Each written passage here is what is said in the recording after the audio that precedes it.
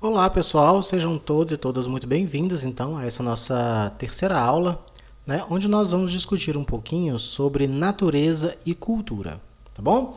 Bom, antes deixa eu explicar para vocês qual que é o objetivo dessa nossa aula de hoje, né? Como nós vimos nas últimas duas aulas, nós discutimos um pouco sobre a experiência filosófica, né? Fizemos uma discussão geral sobre o ato de filosofar, né? Sobre a possibilidade de filosofia, a possibilidade de questionamento, a possibilidade de estranhamento, né? Algo que é intrínseco do ser humano enquanto um ser inteligível, né? Enquanto um ser que busca o entendimento, que busca a compreensão, que busca o conhecimento, enquanto um ser que constrói conhecimento, né?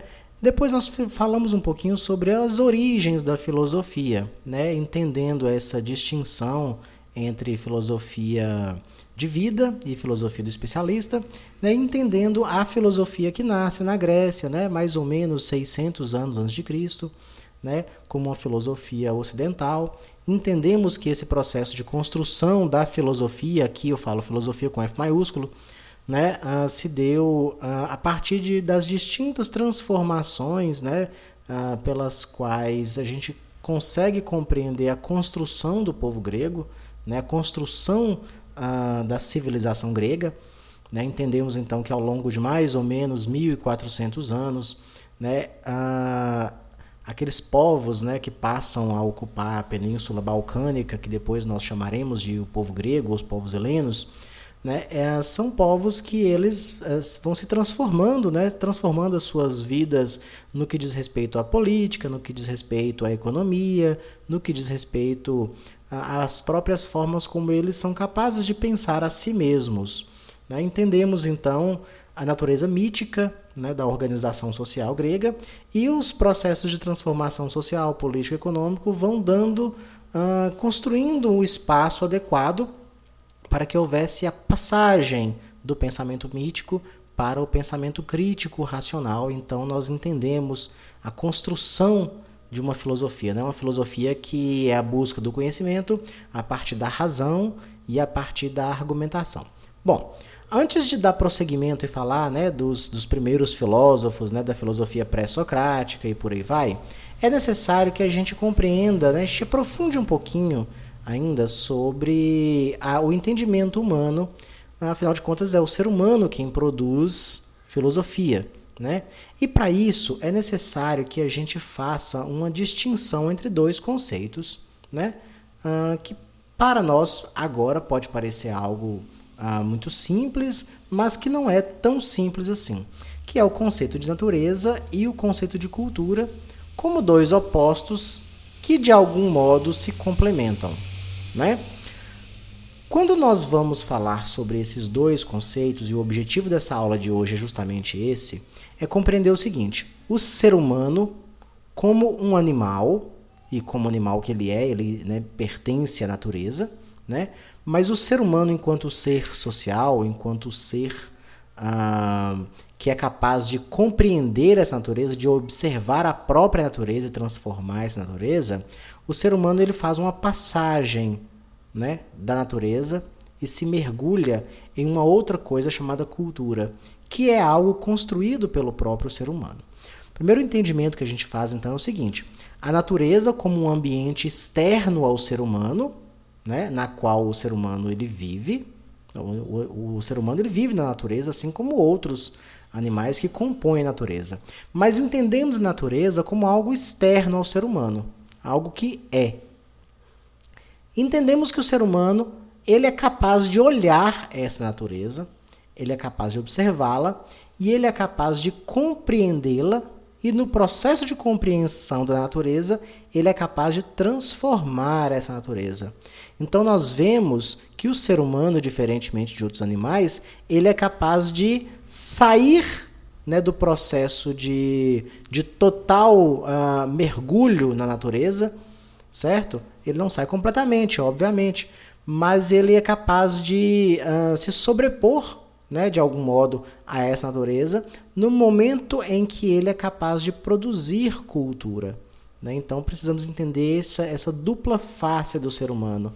né? O pertencimento à natureza, mas o mergulho que ele faz em algo que ele mesmo constrói, que é a cultura. Vamos tentar entender um pouquinho disso e, para este entendimento, eu vou pedir para que vocês façam uma reflexão sobre esta imagem, né? Nesta imagem, nós temos aí mulheres Imba, né? A Imba é uma etnia que pertence ali à Namíbia, né? Um país, é uma república, na verdade, recém-criada, né? Na África. Salvo engano, é uma república que foi criada em 1994, né? Se tornou independente da África do Sul, né? Faz fronteira ali com a África do Sul, com a Angola, salvo engano. Depois eu posso deixar disponível o mapinha para vocês, né? Bom, esta etnia, né? os chamados Imba, né? Esta fotografia em si, ela é capaz de trazer para a gente um olhar de estranhamento, assim como nós discutimos na aula passada, né? Nós vemos aqui, né, se a gente for analisar esta figura como um todo, essa fotografia como um todo, o que nós somos capazes de compreender, né? Nós estamos entendendo o chamado mundo globalizado, né? O mundo aqui das distintas marcas, né? O mundo que se globaliza dentro do capitalismo, né? Dentro desse processo de construção da sociedade ou de organização, né? Capitalista da sociedade. Isso fica muito claro aqui porque nós estamos falando de um supermercado, né? De um lugar de comércio, um lugar de venda de produtos. Temos aqui as distintas cartazes, né, de propaganda dos preços dos produtos e por aí vai. Temos aqui a atendente, né, no processo aí de divisão social do trabalho, talvez eu poderia dizer assim, né, aqui a maquininha de cartão de crédito, o computador. Daí vemos essas mulheres aqui, que são mulheres de uma etnia específica, que tem um processo cultural específico, né, mas que não se distanciam deste mundo globalizado, ou seja, são pessoas que estão inseridas nesse mundo. Nós vemos aqui que elas estão comprando refrigerante, né, vão fazer o pagamento aqui, provavelmente, sei lá, se é no cartão ou se é no dinheiro, né? Independente disso, então, isso aqui demonstra para a gente de início um choque cultural, né? Que para nós, talvez, poderia ser visto como um choque, né? Se a gente for observar as outras pessoas aqui no supermercado, não há estranhamento, né? Nem tanto entre a atendente, a gente percebe aqui que a atendente também tem né, o cabelo dela, a forma como ela amarra o cabelo, né, também diz respeito à sua cultura, né? Estamos falando aqui de um país específico e dentro desse país específico estamos falando de culturas específicas e etnias específicas, né? Depois seria até interessante vocês fazerem uma pesquisa rápida aí, né, sobre a cultura Imba. Seria bastante interessante, né? Eles passam uma pasta vermelha no cabelo e no corpo, né? Uma pasta de argila, salvo engano, para se proteger da pele. São pastoris, né? Eles vivem em casas ainda na forma de cone, né? Ainda foi bem preconceituoso esse termo que eu usei, né? Não é ainda, né? Até porque não há uma evolução. Eles não têm que deixar esse estilo de vida para se aproximar de outro estilo de vida. Eles vivem dessa forma porque diz respeito ao processo cultural deles, né? E é algo que para nós, né, que somos brasileiros aqui, talvez seja algo que estranho, né? Não é algo que nós vemos o tempo todo, né? Diz respeito ao tabu da nudez, né? Nós vemos aqui que as mulheres não estão usando sutiã, não estão usando a blusa, né, que tampam os seios, né? E isso não é um incômodo para a sociedade na qual elas estão inseridas. Então há um choque cultural para quem é de outra cultura, talvez para as pessoas que estão ali nem tanto, né? Bom, esta imagem, além de trazer estes elementos para a gente, traz também a possibilidade de nós questionarmos o que seja cultura, né? Nós estamos falando aqui do processo de construção de algo feito pelo próprio ser humano, no qual o ser humano vai se simbolizar, a partir do qual, na verdade, o ser humano vai se fazer enquanto um ser social. Tá certo?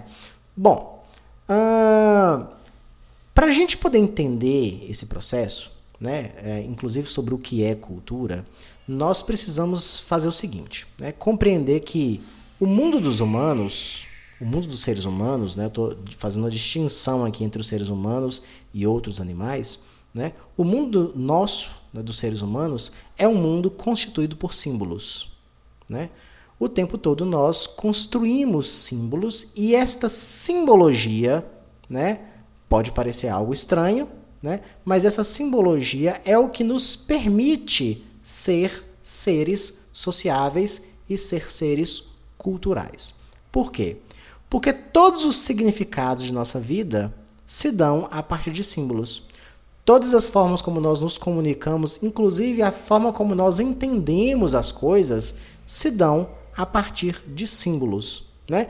E os símbolos são importantes porque são eles que vão promover tanto o processo de aculturação quanto o processo de socialização, né? Vamos tentar entender o que é isso daqui, né? Aculturação e socialização, algumas pessoas inclusive dizem que ser a mesma coisa, né? A aculturação diz respeito ao ingresso do ser humano, da pessoa, a uma cultura específica, certo? Então veja bem, o ser humano nasce, né? Nós nascemos e nós somos ao mesmo tempo aculturados e socializados. Como assim aculturados? Uma cultura específica ela já existe, ela é anterior à nossa existência. E quando nós somos inseridos nesse mundo, nós começamos um processo de capitalização dessa cultura, de capitalização destes símbolos que compõem a cultura, né? Então eu aprendo uma linguagem, eu aprendo alguns valores, eu aprendo todos os símbolos e todos os significados que permitem, né, a nós, enquanto seres humanos, constituirmos uma sociedade. É o mesmo processo de socialização. Eu aprendo, né, como eu devo andar, como eu devo agir, como eu devo falar, como eu devo me comportar, né? Isto é aprendido, ou seja, é colocado de fora para dentro. Mas veja bem, é diferente da natureza, né?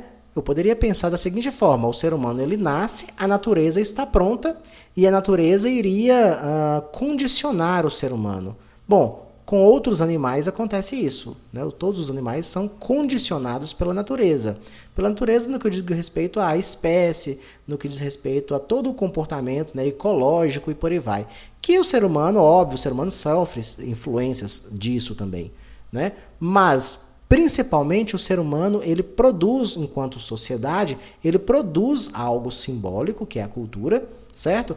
E quando os outros seres humanos, os filhos, as próximas gerações vão nascendo, eles são mergulhados neste mundo dos símbolos que nós estamos chamando cultura, né?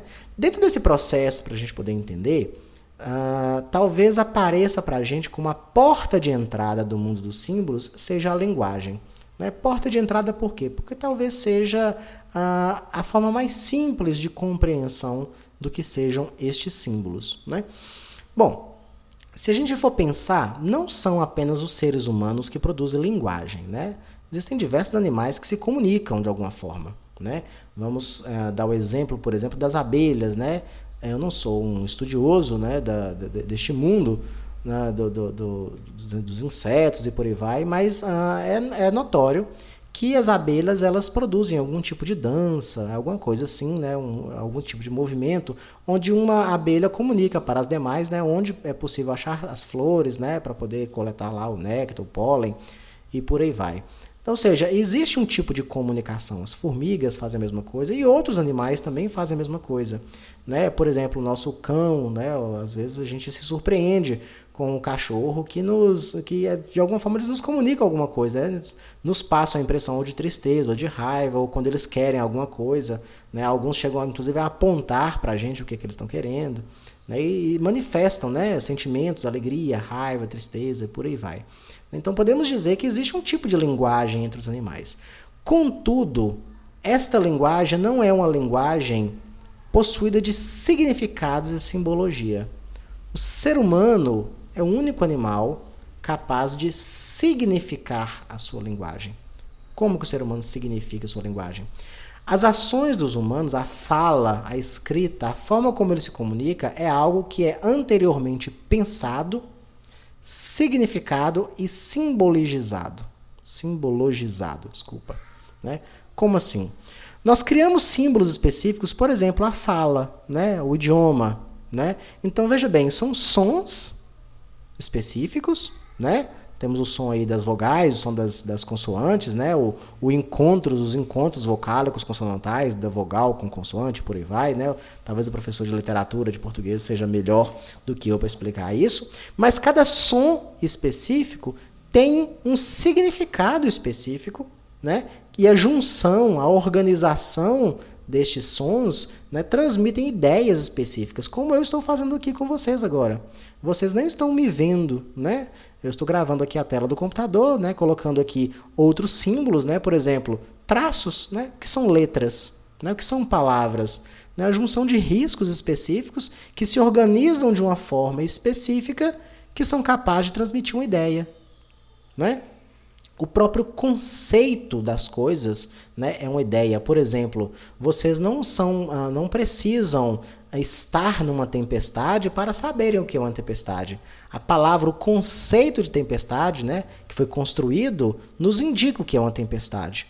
O calor, o frio, né? Veja bem, nós construímos uma ideia específica sobre algo e nós somos capazes de construir, a parte dessas ideias, a parte desses símbolos, nós somos capazes de construir conhecimento, né? O próprio ato de estudar, como vocês estão fazendo aqui, né? Estamos compreendendo filosofia, entendendo da história, entendendo da matemática, tudo isso a partir de símbolos específicos, né? Então o ser humano, ele vive um mundo dos símbolos. Nós nos comunicamos pelos símbolos, nós transmitimos e construímos ideias a partir de simbologias. E talvez a linguagem seja a porta de entrada para a explicação, para a construção deste ideal, né? Então é necessário para a gente, nós que estamos inseridos, né, estamos embutidos aí desta meta de compreensão da filosofia, estamos nos inserindo, né, no mundo da filosofia, talvez seja necessário que nós compreendamos estes aspectos da filosofia. O aspecto primeiro de que o ser humano é o único capaz de produzir filosofia. Tá certo? Por que o ser humano é o único capaz de produzir filosofia? Porque se a filosofia é uma busca pelo conhecimento a partir da razão, né, esta razão ela é transmitida e ela é construída a partir de conceitos, né? Como eu disse para vocês, nós estamos na natureza, nós vivemos na natureza. Nós percebemos, somos capazes de perceber a natureza a partir de nossos sentidos, né? É a experimentação, né? A experiência prática, né? Nós sentimos com a nossa pele, com o nosso tato, nós sentimos calor, nós sentimos frio, nós sentimos o que é o molhado, nós sentimos o que é o seco. Mas veja bem, mais do que sentir essas coisas e perceber essas coisas com os sentidos corpóreos, nós somos capazes de conceitualizar e simbolizar isso, certo? Então, uma experiência específica que eu estou sofrendo na minha pele, eu dou um nome a essa experiência, né? Eu vou chamar de frio, né? Então, quando eu falo para vocês sobre o frio, pode estar fazendo calor, vocês são capazes de compreender este signo, certo? Qualquer palavra, né? Qualquer ambiente, a palavra mesa, por exemplo, é um signo específico, né? Que vocês compreendem, é uma superfície, né? Apoiada por alguns pilares específicos que tem uma utilidade específica, né? E tem um nome específico, mesa, cadeira, computador, telefone, microfone e por aí vai, né? E nós somos então capazes de construir isso. Nós vivemos a natureza, mas nós enxergamos a natureza, nós observamos a natureza, nós experimentamos a natureza e nós vamos simbologizar a natureza. Vamos dar significado a essa experiência natural e isso nós vamos chamar de cultura, né? A cultura, né? De onde vem essa palavra cultura? Cultura vem de cultuar. Então, por exemplo, a gente fala lá da pessoa que planta feijão, que ele tem uma cultura de feijão, né? A cultura do milho, a cultura da soja. Nós já ouvimos falar isso, né? Por que cultuar? Porque é um processo de construção, né? Então, o agricultor, ele vai lá, ele prepara a terra, ele tem um sentido específico. Por que ele está limpando a terra? Por que ele está fazendo aquela cova? Por que ele está colocando o carocinho de feijão ali? Por que ele está cuidando? Por que ele está regando? Por que ele está tirando as ervas daninhas? Ou seja, ele está construindo uma lavoura, ele está construindo, né, aquela plantação. Aquilo ali está sendo construído pelo ser humano. Nós falamos da cultura humana neste mesmo processo, né? Existe a cultura do feijão, existe a cultura humana, né? A cultura simbólica, né? Diz respeito ao seguinte: a formação da sociedade, o encontro do ser humano com ele mesmo, ele se dá num processo de construção também, né? Nós construímos os símbolos, nós construímos os significados, nós reproduzimos os significados que nós damos, certo? Nós construímos a moral, nós construímos a ideia de certo, a ideia de errado, né? É um processo constante de observação, de vivência do natural e de significados que nós vamos dando. Se nós damos o significado, então nós somos sujeitos do processo simbólico, né? Então, o ser humano constrói as ideias. Toda ideia é uma construção humana. Então, não é natural. Então, veja bem, quando eu digo para vocês, eu falei na última aula, né, sobre a naturalização das coisas, que o filósofo ele precisa questionar as coisas, né? Ou seja, aquilo que me parece ser natural, o filósofo percebe que não é natural. Ele percebe que é cultural. Ou seja, é construído pelo ser humano. Se é construído, então é significado. Se é significado, então pode ser ressignificado.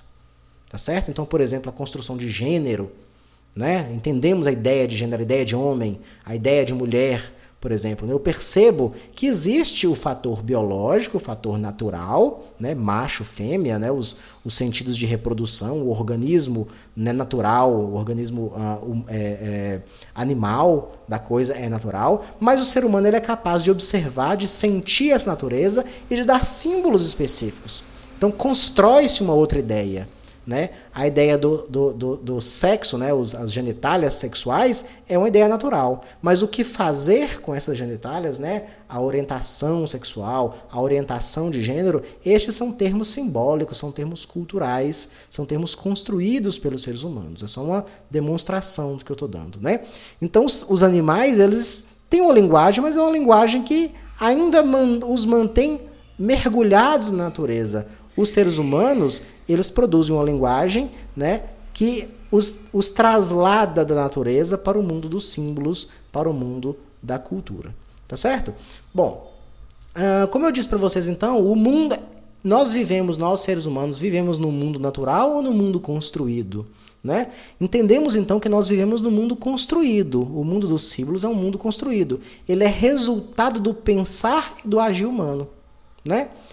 Tudo que nós fazemos, veja, mercado, escola, educação, casamento, todas essas instituições sociais, família e por aí vai, são resultado do pensar e do agir humano. Não é um resultado natural, né? Não é uma expressão do homem vivendo na natureza. É muito mais do que isso. É o ser humano transformando a natureza. É o ser humano construindo um pensamento que vai direcionar as suas ações. É o ser humano construindo algo. O ser humano passa de um ser meramente mergulhado no natural para um ser criador, um ser que constrói. Né? A cultura, então, é uma construção humana. A cultura, então, é o ato de cultuar que constrói a própria cultura. Né? Então, é um ciclo que nós estamos construindo aqui. Tem essa chargezinha aqui do Calvin, né, que eu achei bastante interessante. Talvez ela seja... talvez ela nos ajude a compreender um pouquinho do que eu estou chamando aqui de aculturação, de socialização. Né? Nessa chargezinha aqui a gente vê o Calvin, né, levantando da sua cama, né, então ele diz, olha, todo dia é a mesma coisa, mas hoje vai ser diferente. Veja, Calvin está questionando o seu cotidiano, percebendo que todo dia é do mesmo jeito, mas ele vai ter uma atitude, ele como um ser pensante, ele vai ter uma atitude, está decidido a ter uma atitude, né, que torne aquela ideia de mesma coisa algo diferente. Né? Então ele resolve tirar a roupa e sair pela porta da sua casa nu, né, pelado. Né? A sua mãe então tem uma reação específica e o puxa para dentro, né, e veste a roupa nele. Né? E ele diz, olha, já vi que todo mundo é escravo da rotina. Né? Então, assim, esse aqui é uma chargezinha bem interessante, né? Bem provocativa. Né? O que ele está chamando de rotina aqui do dia a dia, ele está dizendo que é a própria cultura. Né? O ser humano, como sociedade, ele produz algo que é cultural. Veja, se fosse para entender as coisas do ponto de vista natural, então todos nós deveríamos andar nus. Né? A roupa, ela não nos serve apenas para nos proteger do ambiente. Ela não tem apenas este significado. Nós não nos vestimos apenas para nos proteger do ambiente, né? Para nos proteger do frio, do calor, ou das sei lá, de se arranhar, de se machucar, né, com o sol ou com galhos de árvore e por aí vai. A roupa ela tem um significado muito mais importante, né, muito mais simbólico, aliás, né, diz respeito à moral, diz respeito à beleza, diz respeito à estética e por aí vai. Né? Então veja bem, o ser humano ele constrói a cultura sobre ele e ele se torna condicionado pelo próprio processo cultural. Né? Então o ser humano constrói, alguns filósofos vão dizer que o ser humano constrói a sua própria gaiola, ele constrói a sua própria sepultura, alguns, né, mais dramáticos vão colocar desse seguinte sentido, né? E que nós vamos naturalizar. Nós temos uma tendência a dizer, a achar ou acreditar de que aquilo é o natural, quando na verdade aquilo não é natural. Aquilo foi construído pela ação humana, uma vez que é construída pela ação humana, ela pode ser reconstruída. É a ideia de reforma e a ideia de revolução, que nós não vamos entrar neste quadro aqui agora. Tá bom? Bom, era só isso que eu queria trazer para vocês nesta aula específica, né? Este entendimento, esta ideia, né, de questionamento sobre aquilo que nos é natural. Voltando à ideia da primeira aula, né, o ato de filosofar é um ato de questionar aquilo que nos aparenta ser natural, certo? E aí nós então entendemos que o ser humano ele é mais do que um ser natural, ele é um ser que constrói, que ele cria, né, a partir da sua experiência natural, obviamente, ele cria um outro elemento, que é o elemento cultural. Né? Então este elemento cultural acaba condicionando o ser humano de tal modo que o ser humano acredita que a cultura é natural. Né? O filósofo, então, é aquele indivíduo que ele é capaz de questionar a própria cultura. Né? Quando eu falei sobre estranhamento com vocês, eu poderia, deixa eu voltar aqui, né? Eu poderia estranhar a cultura do outro. Né? Mas veja, o olhar de estranhamento pode vir do outro para mim também. Né? O que é estranho aqui nesta imagem? Estranho é passar argila no cabelo? Ou estranho é ficar o dia inteiro atrás de um balcão, né? Vendendo força de trabalho? Não sei. Né? Temos que ter um entendimento mais amplo das coisas. Né? O que é o natural, o que é o correto, o que é o certo e o que é o estranho nesta imagem. Né? Será que existe de fato alguma coisa estranha nessa imagem? Depois que nós percebemos o que é cultura, percebemos que nós também estamos, né, constituindo cultura, que nós estamos constituindo formas simbólicas, né, de nos comunicar, de agir e por aí vai. Né? O fato dessa moça aqui passar o dia inteiro atrás do balcão vendendo mão de obra para poder ter um salário, para poder comprar os produtos que ela mesma vende, né? Os símbolos aqui, né, de venda e por aí vai, tudo isso é cultura. Né? O mesmo tipo de cultura que essas mulheres produzem aqui, os símbolos, as vestes, os trajes, a forma como elas organizam, né? a sua inserção na natureza, o fato delas passarem argila no corpo e no cabelo para se proteger do sol, ou o fato dessa mulher que usa uma roupa comprida e por aí vai, dessa que amarrar o cabelo e usar uma mochila para poder carregar as coisas, essa que usa algumas bolsas específicas, ou seja, né? O que é a cultura e o que é o estranhamento. Né? E o que é natureza? Entendemos então que o ser humano ele deixa a natureza independente da cultura, é um processo de abandonar a natureza e de construir um mundo simbólico. Né? Todos esses indivíduos aqui estão no mesmo processo, no processo de abandono da natureza e de construção de um mundo simbólico, que ele pode se organizar de N maneiras. Né? Assim, a diversidade cultural ela é gigantesca. Então, não é possível uma classificação hierárquica sobre culturas. Né? Inclusive, eu cometi uma gafe aqui no início da aula, quando eu disse, elas ainda vivem em casas cônicas. Né? Ou seja, como se houvesse uma ideia de que elas estão atrasadas no tempo e de que um dia elas irão ou iriam vivenciar a experiência magnífica que nós vivemos, que é passar o dia inteiro atrás de um balcão vendendo mão de obra. Né? Então, assim, foi uma gafe minha, eu peço desculpas, inclusive. Né? É justamente por causa dessa dificuldade que todos nós temos, né? Todos nós temos, de conseguir pensar, né, as coisas do ponto de vista cultural, do ponto de vista de que o mundo ele é construído a partir de símbolos específicos e que não existe uma hierarquia entre os símbolos. Tá certo? Bom, espero que vocês tenham compreendido a aula, tá certo? qualquer coisa estamos aí, podem me chamar tanto no WhatsApp, como podem colocar lá no nosso fórum de dúvidas, as dúvidas.